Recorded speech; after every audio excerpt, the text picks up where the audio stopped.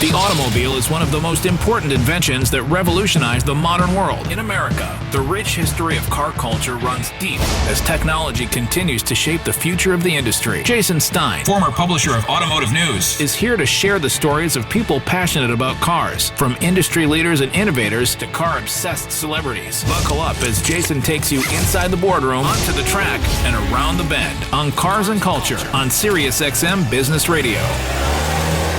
Welcome into episode 126 of Cars and Culture on SiriusXM. I'm your host, Jason Stein. It's great to have you back with us. Senna. In racing circles, the very name drips of drama and excellence and winning. It's the name that still reverberates around the Formula One world, from Singapore to Sao Paulo. Ayrton Senna was a legend, there's no question. And the loss of one of the greatest racers of all time nearly 30 years ago left a hole in the racing community. But what most wouldn't know is the impact he had on another Senna, a nephew named Bruno. He was once called one of the quickest up-and-coming drivers on the planet. Turns out, Bruno Senna would also follow his uncle onto the Formula One circuit, rising through the ranks, although at a later stage than most. But Bruno would turn out to be so much more than just a Senna interested in open-wheel cars. He took on the hobby of racing anything he could get his hands on, including cars at Le Mans, and even flying drones at high speeds of late. Truth be told, Bruno is very much a Senna, daring, inquisitive, charming, and on his own path to greatness, just in a number of different areas. Today, he's an influencer for the McLaren brand, as well as in the business of keeping his uncle's legacy alive through various charitable and educational endeavors in Brazil. He's also very interested in McLaren products that are up and coming, having placed his own stamp on futuristic and concept models, as well as a host of other McLaren endeavors. His fingers are all over the 675 LT Spider, 720S, P1 GTR, and the Senna, of course, itself. How appropriate.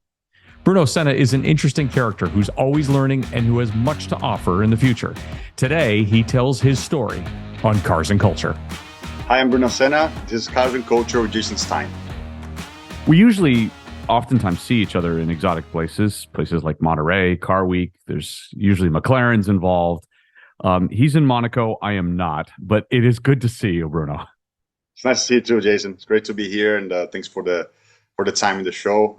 I've seen quite a few episodes, and you get some great guests. So it's very nice to be in amongst all those amazing people. Well, you are a great guest, an amazing person, and it's an honor to have you on the program. Let's talk a little bit about our time just this past summer in Monterey. And what some may not know is that you are a McLaren influencer.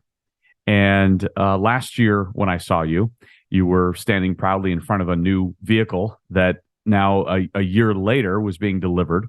And you had your hands kind of all over it and you were explaining everything. And we actually posted a video about it. But what a cool experience that must be for you to be part of the McLaren family in that way. For sure. I mean, I think for me, it was always a dream to be a part of McLaren. I think initially, obviously, it was to be part of McLaren F1. As my uncle raced for them, I always dreamed of racing for them. That never really happened, but I'm so happy to be part of the family in a different way, and actually quite a meaningful way as well. I've been an ambassador, test driver, and racing driver for McLaren Automotive since 2014, so almost 10 years now. And in that time, we've done countless events and countless encounters with guests and so on, but also a bunch of car development. And that sort of stuff is something that I never even dreamed of doing. As a racing driver, you start racing cars and develop race cars, but once you start getting into the road car stuff, it's such a different challenge. And in that time, I've been able to be part of some of that stuff, and it just makes me very proud whenever I get together with someone that's driven one of those cars that I've have a small finger in, and they love it. So it's an amazing feeling. It's amazing to me. You've been an ambassador for almost a decade now. Almost a decade, yeah. 2014 was when we officially sort of signed an agreement. And honestly, yeah, for me, it was a dream come true. I was involved straight away into amazing programs like P1 GTR, 675 LT, McLaren Senna, 720, and so on. So I think the latest one, obviously, is a bit of a Solus, which is another sort of race car that we've developed. Even though it's not a racing car, it is very much the fastest thing that McLaren Automotive makes, and it's an amazing beast. Yeah, the solos. I mean, you said it best. An amazing beast. Well, I know you have a little bit, as you said, a little bit of a finger on the influence of some of these vehicles. What input are you providing? At what stage are you inserting your own opinions or technical, I would say, aspects into the vehicles? It's very superficial in many ways. Unfortunately, there's not enough time to be there on a sort of regular basis to be a complete influence on the development of these cars. But I don't think I even have the expertise to do this at this point. But it's more of a sort of like outside perspective of influence, because it's very easy for the development team to sort of get into a route and sort of like get on with that. And when they have let's say external opinions, they can sort of like look at things from a different perspective. And in different cars, I had different influences at different stages. With McLaren Senna, I had some stuff like right in the beginning, towards the middle, and towards the end. LT was quite late. There was some for the Artura. I was like a little bit in the design studio with these guys, like talking about ergonomics when they're developing the cluster with the buttons on the dash. So like these things, it's small things, and they're not like gonna completely revolutionize the process. But it's quite interesting to give a different opinion to a team that's used to stuff in a particular way. And sometimes it does happen that changes happen because of that influence. So it's an amazing thing, and it's also great to be on the inside of what they're actually doing. Having a car that has your namesake on it, and then having that car as extreme as it is, must be something completely special. Yeah, I mean, that car, when I saw it at the design studio at McLaren, I couldn't believe it. I was like, wow, this is some serious stuff that you're planning. Quite bold as well to go so extreme with a car that's supposed to be on the road.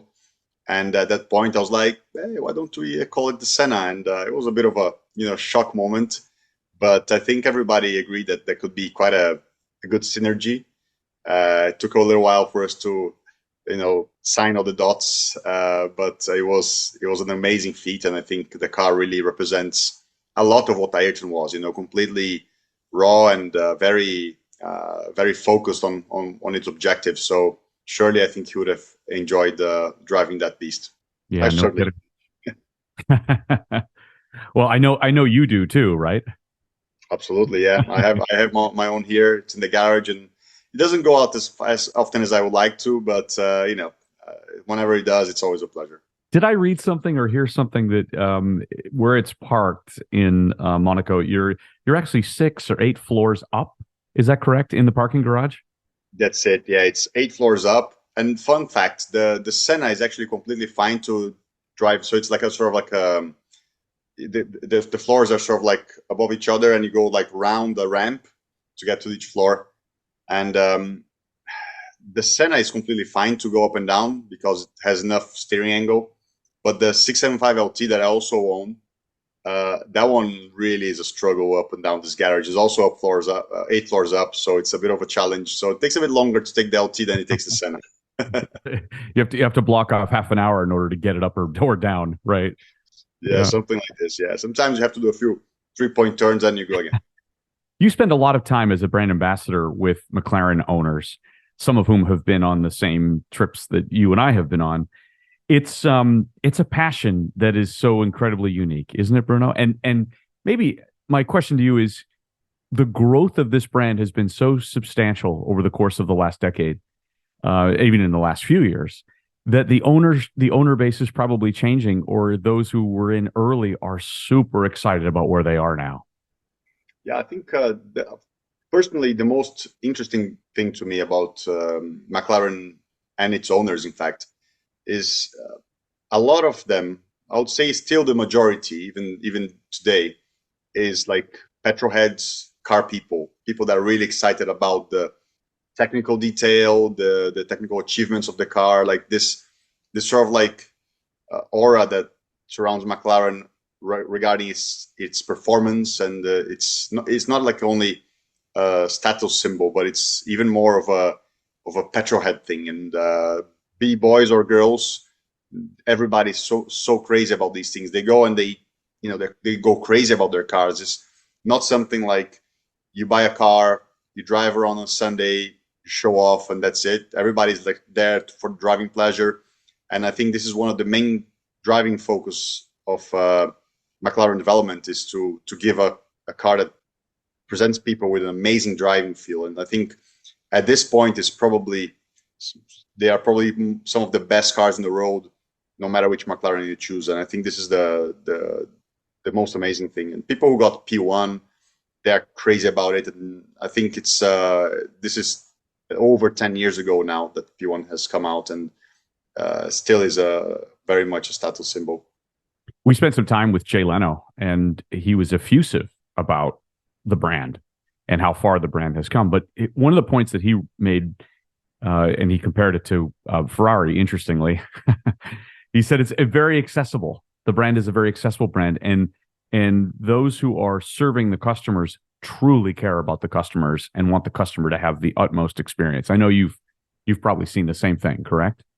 Yeah, I think even through the growing pains that McLaren has gone through especially through the last few years, where things have been quite difficult, they've done everything they could to help people with trouble and everything. I mean, these are complex cars, and I think the objective has always been to give people the best experience. But there's also a different way of doing. It's not like a company that sells tens of thousands of cars or hundreds of thousands of cars a year to many different people. This company is selling a few thousand cars a year to a few people. A lot of people are the same people who've been there before.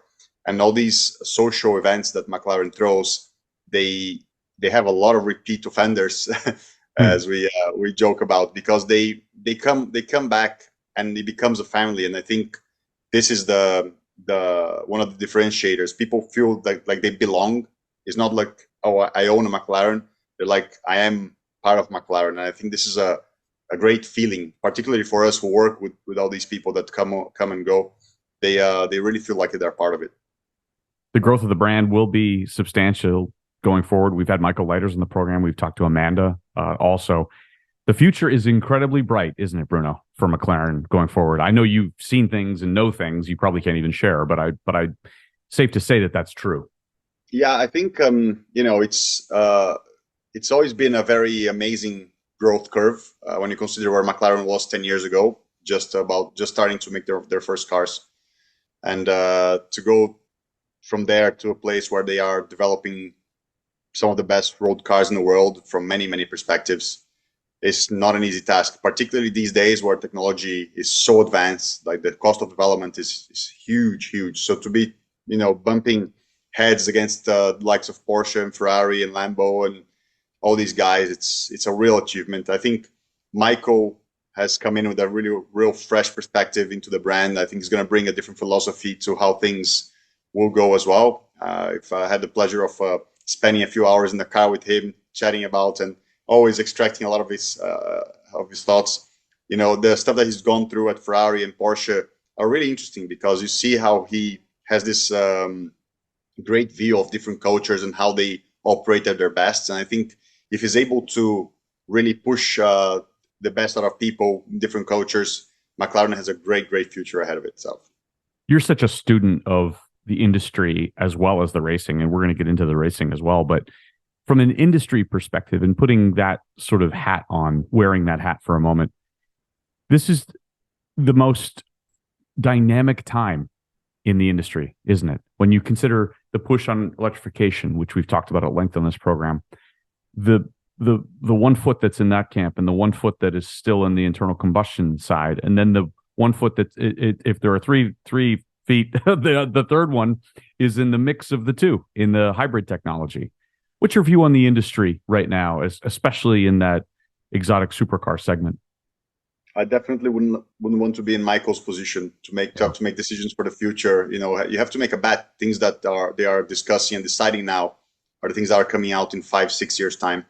And if you make the wrong move, it can be quite costly, especially for a brand that's as small as McLaren. So kudos to all of them. I am, from one side, I'm a complete aficionado for technology, and in one way I see the potential of electric cars. If you think of how hard you can push a full electric car with 4 electric motors, full control of each wheel, like the level of control that you can get and performance you can get from that side, it's incredible. On the other hand, when you look at where battery technology is and how it's holding this industry back, it sort of like gives me a bit of pause, because I've driven electric cars, and yes, they have incredible performance and potential, but they have some great compromises as well. I find that hybrid cars are kind of like a difficult situation for someone that's like me, because hybrids, they have some of the benefits of an electric, but also the bad parts, which is the weight. And the weight for me matters a lot. So for me, having a lightweight car is one of the most important things. And at the moment, to get a proper lightweight car with very low compromise really is still on combustion motors. And maybe some of the hybrid fuels that they're doing, some of these synthetic fuels that won't add any more carbon to the atmosphere, can be a short-term solution to keep us going until maybe some sort of electric drive propulsion system is viable. But it is a very tricky part. And for the moment, I think hopefully we can keep on with some combustion that will keep things in check instead of polluting the planet even more. Well, and you've raced in Formula E and Formula One. How do you compare the two? Very different racing styles and of course the cars. I mean, the cars obviously in F1 are the best things you can drive. There's nothing like a Formula One car. And once you've driven a Formula One car, it kind of spoils everything else because nothing is as refined, as fast, and as thrilling in some ways. Formula E cars, they were quite interesting to drive from a sensory perspective. You don't have like the engine noise sort of drowning over everything else. Like you're completely exposed to like chassis noises, environment noises, tire noises, and so on. So until you sort of like get that on the back of your mind, you'll pay attention to all these things that are, not necessarily sometimes interesting or important. But also the racing style is quite different. I mean, F1 is very traditional. You go racing, you have qualifying format. Formula E tries to put a spin, sort of like a modern spin, more of like a arcade spin on things, so that people get involved in a more meaningful way, especially live with the fan boost and so on. But I think each of them has a different place, and the technologies. I think at the moment Formula E is doing a very good job of putting their technology on road cars, because the manufacturers are doing that and learning a lot from it. In F1, really the tech in their cars is so expensive that it's quite far away from what can be used in road cars, which is unfortunate. It used to be a great proving ground for technologies for road cars, but at the moment F1 is way too out there. And it's for me, motor racing should always be developing stuff for the benefit of road cars. Right. Yeah. You we'll get back to racing, but one of the things that you're a part of right now, and I'll just read from something that was written about you a few months ago, is as part of his apparent mission to race in pretty much anything, anywhere, Bruno Senna will take to the skies as part of the AirSpeeder series. So you are now involved in the flying car series, which is even well and above beyond Formula E. Tell me a little bit about your AirSpeeder plans. Yeah, so AirSpeeder is a very cool project. I got together with them the beginning of last year, and their idea is very simple. They want to make a sports car that you can fly in the sky. So basically, the focus on everyone's minds now is flying taxis, right? So that you go from A to B in an autonomous flying vehicle, and that's it. But there's no pleasure, no fun in that, and we like to have fun. So AirSpeeder decided to make a high performance version of a air taxi that you can fly yourself. And of course, the path there is not the shortest. You have to develop the technologies, make it safe, make it proven. So they figured that the best way to do that would be to go racing, which is sort of like the same thing we were talking about just a moment ago, like where in racing you're developing technologies that will be consumer grade eventually. That's AirSpeeder's objective. So at the moment we're flying remotely only. We're only flying remote control vehicles, but they are pushing very hard to create a manned prototype. I think it's it's somewhere along its development cycle. I will not be the first one to fly it. There's a professional development pilot that was an Air Force guy who's developed a bunch of like these prototype vehicles that will be the one to do it, and he knows how to develop these things because I think the clash between aviation world and motorsports world is something that I was not ready for when I got there, because aviation is so in the box, super proven technology. Racing world is prototypes, throw it on there, see what happens, and accidents are part of it. In aviation, accidents are not part of it.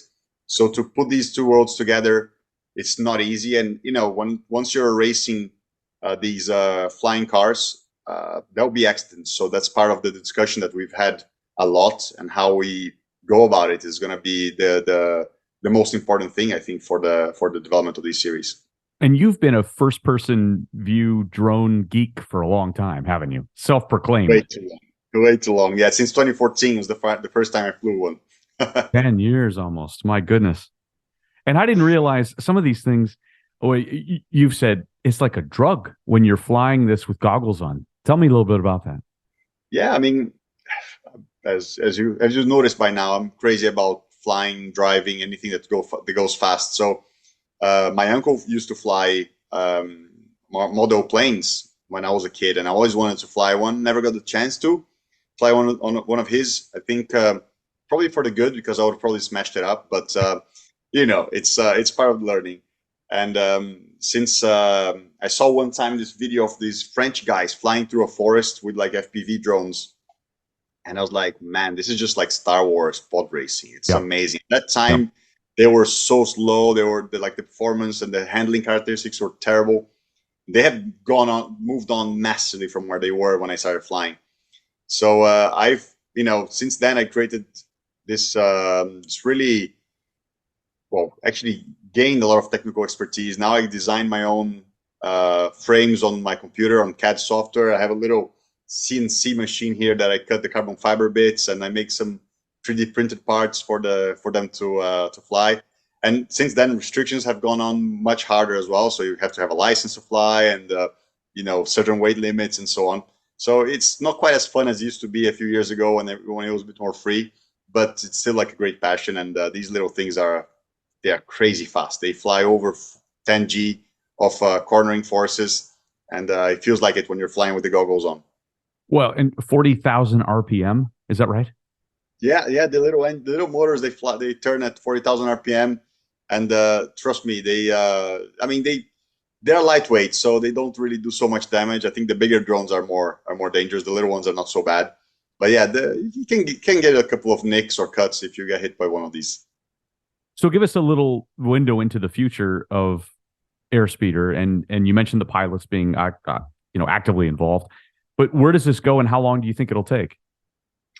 Well, their idea is to have something flyable as a prototype next year.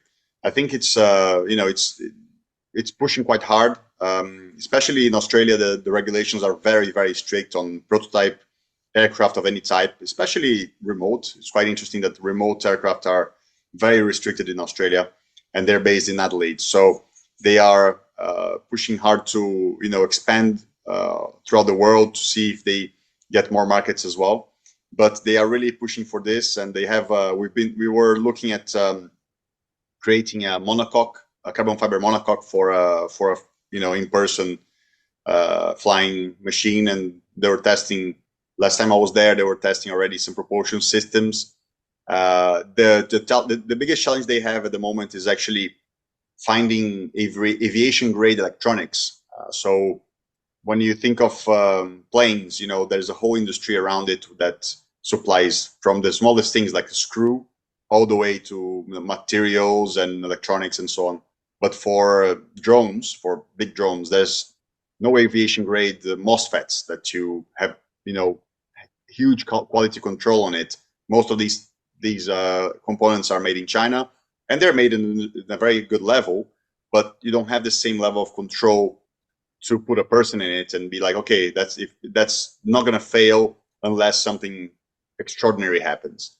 And finding that sort of creating that sort of industry takes time. So this is one of the challenges that they've been having, is to find the suppliers that will supply them with aviation grade components for everything. And that's one of the things that separates AirSpeeder from just a motorsport company. They are very much also in the safety zone from the aviation perspective.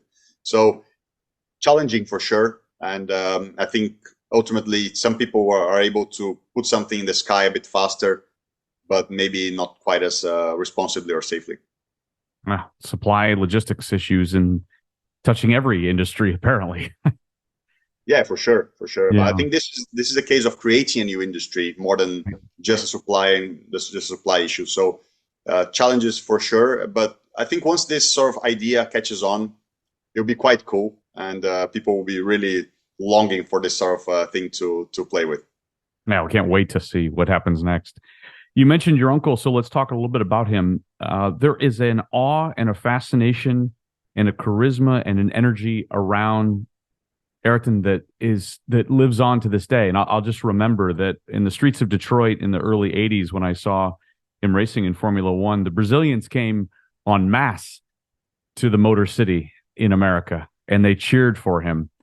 And now you talk to those who are even under 20, under 15, they still know about him. They still talk about him. What an incredible legacy, right?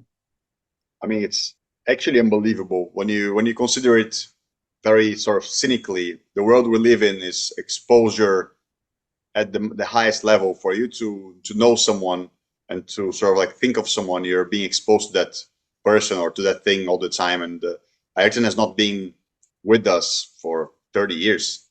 So it's unbelievable that his influence on the previous generations particularly has been so strong that they have passed it on to the young people that never ever had the chance to see Ayrton or to even be influenced by him. But once they go on and see some of the stuff that he did, or the person that he was and the type of character that he was inspiring people to be, I think that's the type of legacy that you cannot really erase unless people forget about him. And I think realistically we are at this time where maybe the next generation will not have quite as deep passion for Ayrton. So our task as a family, as a foundation, as a Senna brand, is to really try and keep his legacy alive by letting people get a bit of the experience of who Ayrton was and what he was all about. So that's what we've been trying to do with the Senna brands and the foundation. And your foundation in Brazil does a lot of work for education in Brazil, and in a way, Bruno, it's a legacy that he's left to give an opportunity to really change the future, right? For sure. I think arguably it's his biggest legacy because in its history. So my mother took upon herself to create the foundation from the ground up straight after he passed away in 1994. So the foundation was operational by 1995, and it's been since 1995. It's more than 20 million children and teenagers have gone through the educational programs of the foundation all over Brazil. It's a Brazil exclusive foundation, but it's been extremely strong in providing people with some opportunity that they would never had. So ultimately, it's Ayrton realized that he had an opportunity to become what he became, and he had food, he had education, he had the family, he had the support that he needed to become the person he became. And he saw that in Brazil, most children and teenagers didn't have this opportunity, never had this. So he spoke to my mother about it, his desire to help people, and that's how the foundation was based on. That's what the foundation was based on, and it's still going on strong, still giving opportunity to a lot of people through education, and hopefully, if we were able as one family to affect so many people, we hope that even a small percentage of these people have to do the same, and hopefully it will change the country for the better in the future. It was an enormously great era at that time when he was racing for Brazil. Nelson Piquet, Emerson Fittipaldi, obviously your uncle. You look back on that, what a special point in time that was for racing and for the country, right, Bruno? Yeah, I mean, Brazil has always had a difficult history with many of the shortcomings of the country in terms of political influences and poverty and so on. And we've obviously had football as our sort of national sport, where people, have this amazing passion, and a lot of people have obviously great opportunities in football as well. But motor racing was a very sort of improbable place for this same sort of passion and level come. And Ayrton really was one of those people that really influenced people to love motor racing, to be proud of Brazil, because I think a lot of people were proud of Brazil because Ayrton was proud of being Brazilian. So it's one of those things that really gave people this sense of purpose, this sense of national pride that was not present in Brazilians, particularly during difficult times that we've had in the 80s and 90s. And it lives on. Your own racing career, you've done so many different things. I mean, you've been in Le Mans. I mentioned Formula E, mentioned Formula One, World Endurance Championship, GT Series, even Brazilian stock cars. There's nothing you won't race, right? Pretty much, yeah. I've raced pretty much everything. I haven't done NASCAR, which is a bit of a shame. Oh, there we go. But I think ovals are a bit out of my my wheelhouse, so I think I'll have to leave that to another generation, maybe. But honestly, yeah, I've had the pleasure of racing so many different things, and my favorites surely are single seaters. Single seaters are very special, are a very special type of car. They have an amazing feeling, but each car is special in its own way. I've driven the Aston Martin GTE car was a great car. It was lots of fun in Le Mans. We had a great time. The prototypes I've driven as well with Rebellion, LMP2 and LMP1. And I think Brazilian stock cars was quite raw. It was interesting. The racetracks in Brazil are definitely not as, let's say, refined as racetracks in Europe. And racing in America was also really, really cool, actually. The fans are incredible. When you go to the American circuits, they are all over there and they know so much. It's been a real inspiration. I think so far the only thing I haven't done that I really regret not doing is racing Bathurst. So maybe I'll make a comeback for one of those races one time and see if I can dominate the mountain. What did you think of NASCAR's entry into Le Mans this year? I think it was amazing, honestly. When you look at it from a technical perspective, it's quite an achievement to get the car that was particularly heavy as the NASCAR is to be, as light as it got. Aero was also very impressive what they managed to do with the car. But I think more interestingly, they kept the 5 nut per wheel for the pit stops. And I think if they hadn't done that, I think that car might have been faster than all the GT cars on track at Le Mans. So, for obviously, it's not within a certain level of regulation, so it's has a bit more freedom for performance. But on the other hand, it's been the car was extremely reliable. It was very well driven by Jensen and the crew. So it's I think these guys did a great job, and I was quite curious to get a go in the car myself. It was. Oh, you got a chance to go in it? No. I was very curious to have a go in the car. Okay. It was amazing to me to see the level of excitement in France about NASCAR. Every time that vehicle roared down the main straight, the fans cheered. I actually had the chance to talk to the announcer, the play-by-play announcer, if you will, for NASCAR, who's in France. And he said the following is incredible. I would have no idea that NASCAR does have such a huge following as it does in Europe. And who knows, you could even see at some point, I know NASCAR is thinking about expansion, but imagine NASCAR at a European track. I'm sure you think it's plausible. I mean, it's motorsports, and European people are very passionate about it. I mean, in France, there's so many racetracks all over the place. You have no idea about. I've been to 10 different racetracks in France that you have no idea they're there. and they are used and they're well maintained. I think there's more influence from racing in Europe than people realize, and a lot of people are passionate about Indy cars. It's very hard to watch Indy cars here, which is a bit unfortunate.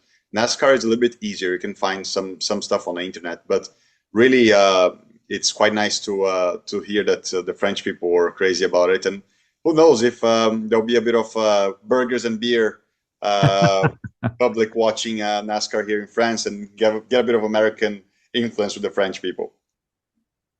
When we talk about multi-generational racing talent, I think of Andretti, Verstappen, Senna, Hill, Gurney, Rahal, Petty. They're all second and third generation racers who've gone on to have some success in motorsport. Does it take a different kind of tenacity to stick to it as a multi-generational racing talent? I mean, surely there is like a big pressure that you go through right at the beginning, right? There's most people, they sort of like start, they get good, they start getting results, and then they get somewhere and they get pressure, right? You don't get like this pressure right from the beginning. So I think when you start racing, coming from a racing legacy family, it's quite tricky because you have to deal with this right from the start. And as a young person, it's very hard to be ready for this pressure. So surely for me, I was not racing at all when I started, racing professionally. I had not been doing any go-karting, had not been doing anything.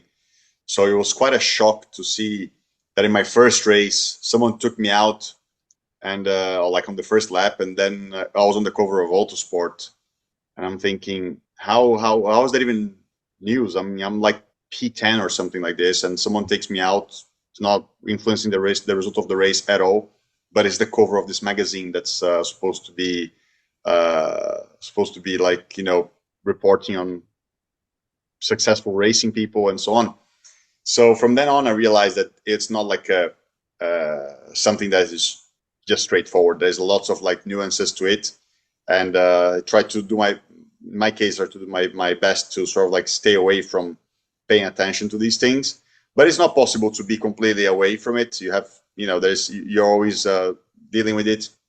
And I think in my case particularly, the hardest thing that I had to deal with was not the sort of expectation, but it was the idea that people had that I was not as good as my uncle. But how could I have ever been compared to my uncle, considering that I was not racing against him? So no matter what I did in my racing, if I won a race by 10 seconds, people will say, "Oh, Ayrton would have won this race by 30 seconds." So there was never like enough. And at a certain point, you need to sort of like either completely forget about it, or you sort of go down with it. And in the end, it was part of the things that I had to deal with. And even then, I had a very successful career from a very short career in some ways, considering how late I started. So I'm happy with what I achieved, and now I have the opportunity to enjoy my life a little bit, just playing with McLarens and enjoying my time. Yeah, you've talked openly before about how political. I don't know if that's today, but certainly was a circuit like Formula One really is. Explain that to me. Motor racing is very political. I think, to be fair, I think any industry that involves a lot of money and people invest a lot to be in it is political, because there's so much to be gained or lost if you don't push your way, right? So especially as you get closer and closer to F1, things start to get very complicated. Maybe looking back and probably analyzing it a bit more clinically, you sort of like have to sort of get on with the dance if you want to be part of it. And maybe I wanted to do it just by merit instead of joining the political game. So it's a sort of a purist way to look at it, and maybe naive in some ways.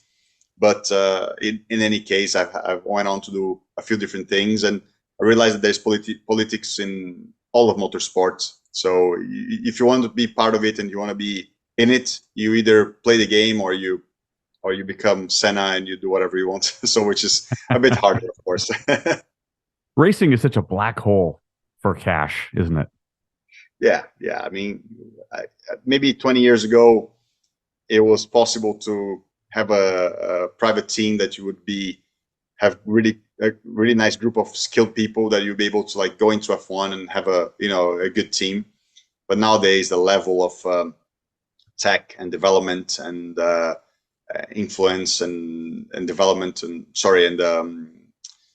just the level of investment that it needs to be done, but also talent. Like I think is more than a black hole of cash, is a black hole of talent. You need like Adrian Newey to win for 10 years. If he's there, no one's going to beat him. And that's how hard it is. If you don't have the right people, no matter how much money you have, you will not be winning. And talent is, particularly engineering talent, is a very underrated thing that people don't realize how important it is in F1. I mean, Max obviously is the best driver right now, but without Adrian's car, if he was driving Haas, he would not be winning any races, and that's just the way it is. Where's the state of the sport at this point? I mean, we just got through with Max winning everything under the sun, with obviously still a little bit of time to go in the season. Yet, so that's on the one hand, you would say, well, that's not very exciting, and that would mirror what Lewis and Mercedes did for 7 years in a row prior to that, and even back when you were racing Ferrari and Schumacher and had a dominance to it. Is it overly simplistic to think that just with the right equipment, it's going to be a single team that's winning all the time, and that's just the way it's always going to be? And did we see an anomaly with the Max Lewis back and forth that basically happened a few years ago? I mean, I think that this case was Adrian coming back into the team. Basically, he left the team, and then when he came back, the team sort of like stepped up and up and up until they got to the level of Mercedes. So having this combination of a well-funded team that is sort of like coming back up and racing against the best is not the easiest thing, having the engineering, funding, and everything at the same time.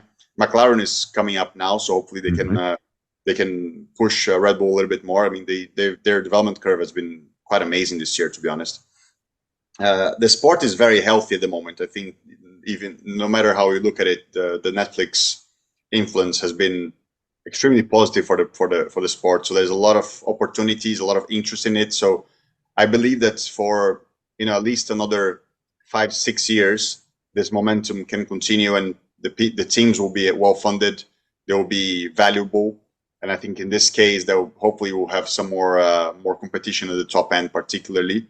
And if the FIA keeps pushing the budgets down and keeping the big teams from spending more than everybody else, hopefully we can have a closer field like we did in 2021. Who are the up-and-coming drivers that you're keeping an eye on? I mean, there's a lot of very, very good talents out there. I mean, we look at Drugovic, who won the F2 last year. This is just on the Brazilian side. I mean, there's Fittipaldi. There's also Bortoleto, who won the F3 championship. But, look at Victor Martins in F2. He's a rookie, and he's been crazy fast. It's hard to pick and point. I mean, there's a lot of very good drivers out there on the road to F1, and I mean, hopefully you can see some girls coming up as well. They'll start. There's this movement which I think is quite valid to make the cars a bit less heavy to drive. So the new generation F2 car and F3 cars next time, they will be less heavy on the steering wheel, which will help the girls with the physical stress of driving these big cars, because we see a lot of this happening where girls are good in F3 or an F4, but when they get to the big heavy cars, they struggle because the car is so physical to drive that even the guys struggle. So hopefully this will bring more girls into the fray, and we can have some ladies kicking our asses. Yeah. Yeah, you've actually described the extreme nature of driving a Formula One car, and probably something that most people wouldn't know is how heavy it is on your neck. That was one of the great descriptors that I heard you really talk about. Obviously, late braking, extreme braking, but the head and neck piece of the puzzle is one of the more challenging things, isn't it? Yeah, I mean, this last race in Qatar was quite interesting. I mean, you see when you go on the onboards of everybody, you see by halfway to the race, this is a very high G track because all the corners are fast. So the drivers just sort of like leaning their heads on the headrest, and feels easier than it looks easier than it is because you have so much vibration from not only the track but also from the engine and the gearbox of the car. So your head is buzzing. You're like looking at the corner at a very strange angle when you have your head like this in the car. So all the drivers have massive necks because these cars are pulling a lot of G's, particularly on braking. And this last race was like a qualifying race throughout because they could only do 18 laps per set of tires. So they're just pushing as hard as they could on these tires. And I think showed just everybody is struggling to get out of the cars after. In some ways, this is a bit more like the early 2000s racing with the V10 cars, where they would do short stints and refuel. So every stint was really fast. So all the drivers were extremely fit back then. And there was a certain point with refueling that didn't have to push quite as hard through the race. And then I think now the cars are getting, again, heavier and harder to drive. So physical aspect is extremely, extremely hard in F1. Just in the few minutes that we have left, Bruno, you're in an age when racing is really kind of left to the younger people at this point, unfortunately. What does the next iteration of you look like? What do you want to do next? Well, I'm quite happy with the role I have with McLaren, where there's a few interesting projects coming up in the future for the road cars. So hopefully I can be, now that I'm not racing every weekend, I can go and be part of it a little bit more and have a bit more of a role on development of these amazing cars. Also, of course, there's AirSpeeder, and I'm off to Australia in the next month to do some work with them on the future projects that they have. So it's a nice time to be around. There's also I don't know if you've seen it. There's a video game that it's a different concept. So there's a lot of different formats of racing games that we're exposed to. This is interesting. It's called Celero's World, and it's Web3. So it uses NFTs and so on. But the main driving thing for me about Celero's and trying to be part of it is it's play to impact. So people that play, they'll be eligible to earning prizes and so on. But part of this prize pool goes on to different humanitarian projects around the world. So they're trying to get a part of what they earn and applying to ecological projects, humanitarian projects, and so on, so that they give back to the world a little bit. So it gives it a very different dimensions that I've never seen a game have before. So it has the fun side and also the responsible side, which is, I think, something that we need to start instilling in people right from young age, so that everybody has a bit more of a critical view of their influence in the world in the future, because definitely our planet needs it. I can't personally wait to see the time when you're in one of those air racing vessels where you're taking to the skies to race again. I think my wife is not looking as forward as you are, but we'll be okay.